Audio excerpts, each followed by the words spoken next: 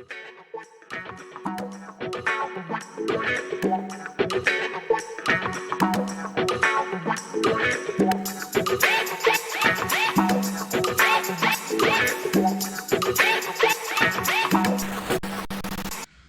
is everyone doing? Welcome back to ALCHEMOTO's workshop yet again. I'll start by saying, hope you enjoyed last week's little ride out and reveal we did for everything we did to my bike over the past few weeks.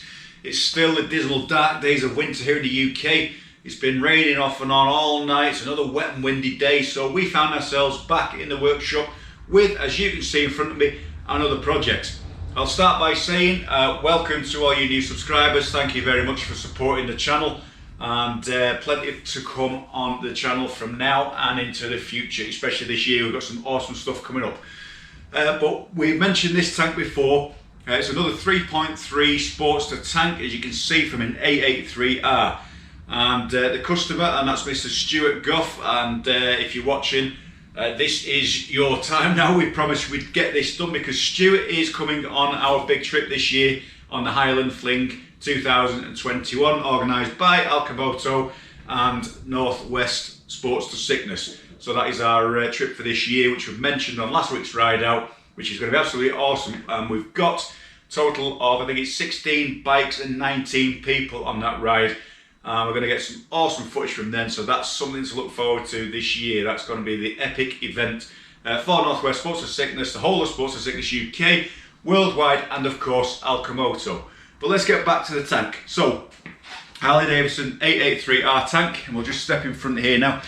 Now this, as you can see, has got the factory graphics on here and logos, which are a water slide decal, and then they've been lacquered over, so you can feel the ridge of these.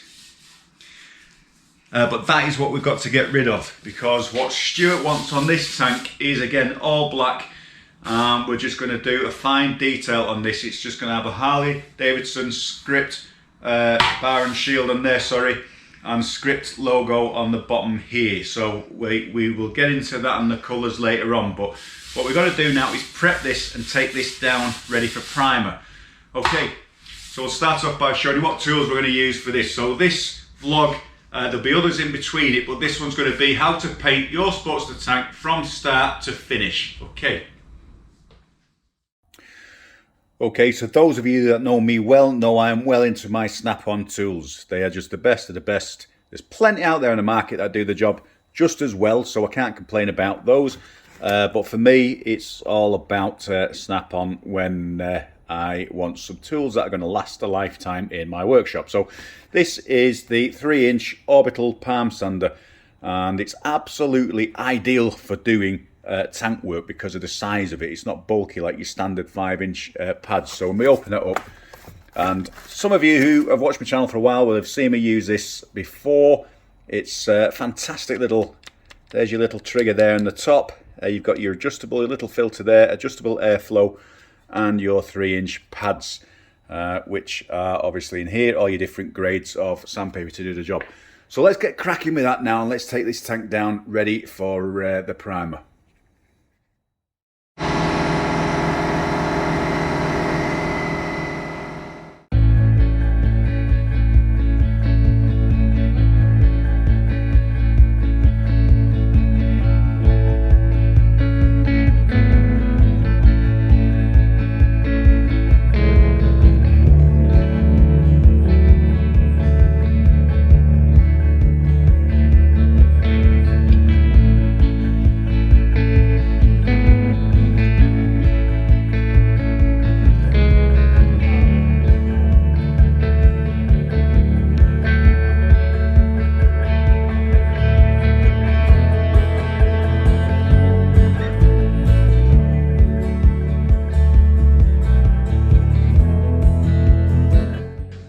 Okay, so we'll just stop here and just give you an example of what we're looking for in the finish. So if you do have a tank that's got the original decal on, similar to this, you can see where you've got a line here. If we just give that a wipe, okay, and where we've been sanding, you can still see that black line. Once we get rid of that black line, we know we're level with the decal. So we don't have to take that right down. You can just see the edge there, right where my fingertip is, of where the edge of the decal is.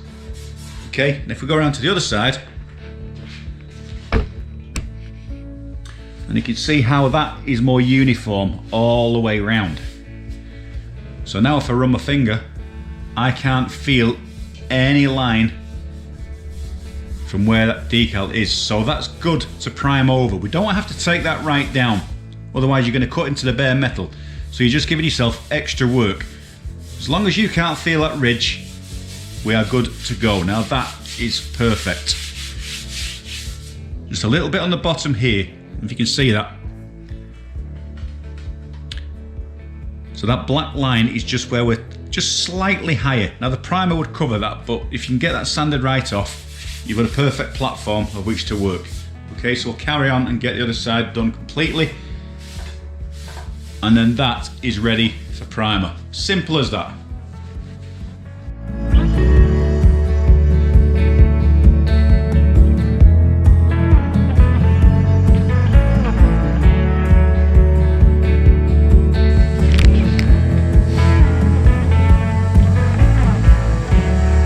Okay, so once you've sanded off the tank with your sander, now remember there's plenty of sanders on the market that will do that job equally as well as the snap-on sander, and you could probably pick one up for about, I don't know, 25-30 English pounds, 35-40 to $50 US maybe, depending, you know, Machine Mart and places like that. So I'll find a little nibble there. When you've took it down with your sander and give it a wipe off with the excess, and you can see what you're looking for is that dull finish. So for those of you who've not painted before, and I know some of you will have, and some of you are probably just watching with interest, but if you've not painted before, this is the finish you're looking for. Is that nice dull glaze which you've took the clear coat down. And on the other side, I'll bring you around now, in fact we'll flip that around, you can see when you wipe it down, sometimes you miss a few places like so, which isn't a problem.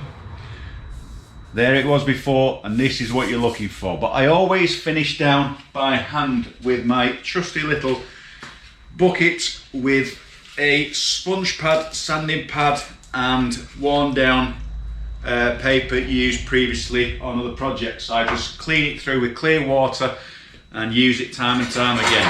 It's so good just for flattening down surfaces. Okay. So doing it by hand, you see, with the sander polisher, even though it does a faster job, where you're cutting in and pressing down, you're not getting an even finish. So under a microscope, you'll find out it's not completely flat. So a good old hand sander will just finish the job off nicely and prep it ready for your primer and top coats on top of that. And the key to any painting is preparation. Don't care what anyone tells you, preparation is the key to a good finish on all painting projects, and it doesn't matter what you're painting. Whether it's on wood, steel, plastic, whichever it is. The flatter the surface underneath, the flatter the finished top coat's going to be on top.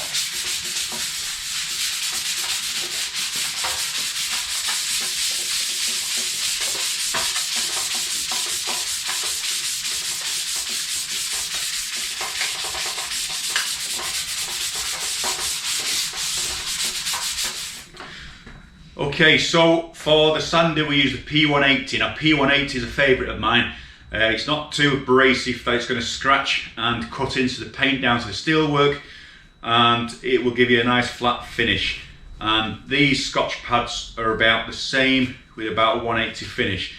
Now what you want to be doing is taking this down finally, probably to maybe a 240 to 400s to prep. You don't need to go any finer, just to take any of those small scratches out. So a 400 used soapy water is all I would use to prep ready for primer.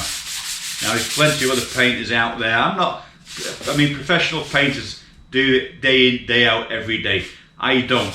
I've been a hobby painter now for probably 35 years, and painted everything from classic cars, and I've won trophies with them paintwork, you know, to bikes, to trucks and all sorts of things over the years, and plant equipment as well, which doesn't have to be a show finish obviously, but you take pride in everything you do when it comes to painting. So yeah, that's my experience with paintwork.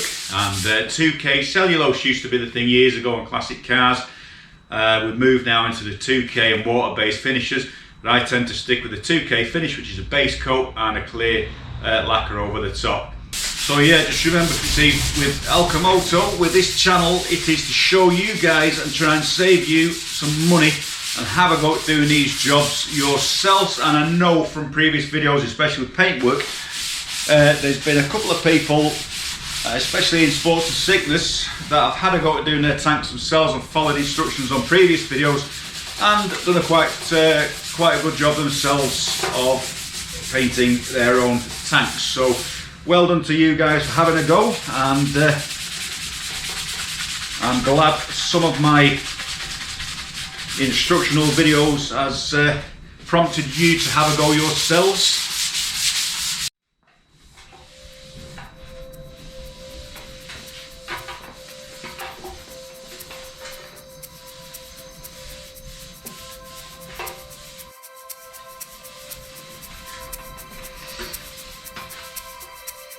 Okay, so for the final sand off, to prep this tank, we've used a 320 grit paper, wet and dry. You can see that's drying off nicely now. I've got rid of all the scratch marks from the sander. We're nice and smooth on the side here. So what we're going to do is just lay a little bit of sort of a ghost coat over, and just to make sure that we've got no ridges left on that decal. So always keep a bit of panel wipe with you.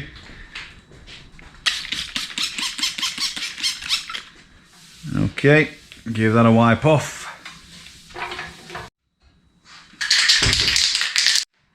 Okay, and all this is doing is just a test coat, so we can come straight across the decal.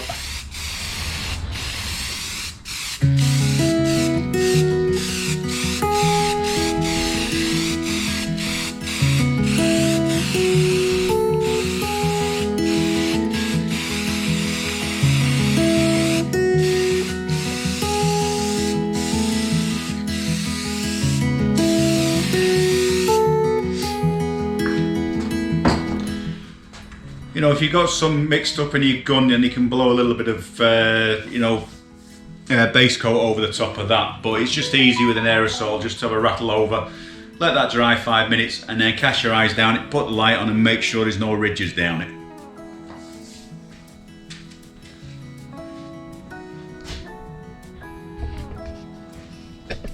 Okay, so the guide coat is exactly what it says on the tin. It's just a guide to see whether you've got any undulations, ridges, high spots, low spots on your paintwork. So where we've taken down the original water slide decal, and it had the ridge line on it, and you can see now along here there's absolutely no line whatsoever. Okay, so what you'll do is you'll flat that off now with a worn down sort of 800 plus 1000, 1200 grit, whatever you've got, and then if there is any high or low spots, this will stay behind and leave you with a guide, and that's exactly what it's for. Now normally you'd use the black over, say, a grey or a white primer, which we'll do when we completely prime that, and then we'll flat it off by hand again, and if it shows any highs or low spots, that's where we need to take it down, because we want this to be show standard as always, every paint job from ALCHEMOTO Workshop.